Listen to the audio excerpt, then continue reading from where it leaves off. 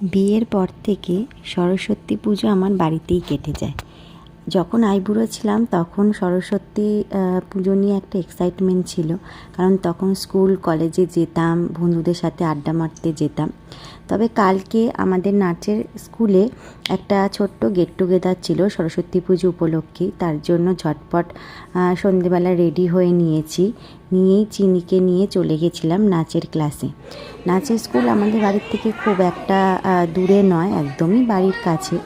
তো দেখো পৌঁছেও গেছি, এসে মাকে একটু প্রণাম করে নিলাম। খুব সুন্দর প্রতিমাটা দেখতে হয়েছে, ভীষণ সুন্দর লাগছিল। আর দিদি রোববারই পুজো সেরে নিয়েছিল, আর সোমবার আমাদের জন্য রেখেছিল গেট টুগেদার। দেখো এখানে সবাই বসে আছে, সব স্টুডেন্টরাই আমরা গেছিলাম, সমস্ত ব্যাচের স্টুডেন্টরাই এসেছিল, গার্জেনরাও এসেছিল। তো দেখো এখানে চিনি কি সুন্দর এদিক ওদিক ঘুরে বেড়াচ্ছে। আসলে ও না এইসব জায়গায় যেতে খুব মজা পায়, এত লোকজন দেখলে না ও বেশি এক্সাইটেড হয়ে পড়ে। আর বাচ্চাগুলো ওকে দেখে খুবই মজা করছিল, ওর সাথে সাথে ঘুরছিল, ওকে খুবই আগলে আগলে রাখছিল। আর চিনি ওদের সাথে খেলায় খুব মত্ত ছিল, এদিক ওদিক ঘোরাঘুরি করছিল।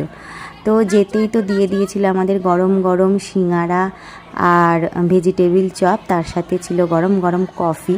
আর এই শীতের সময় সন্ধেবেলা এরকম একটা টিফিন হলে তো একদম জমেই যায়।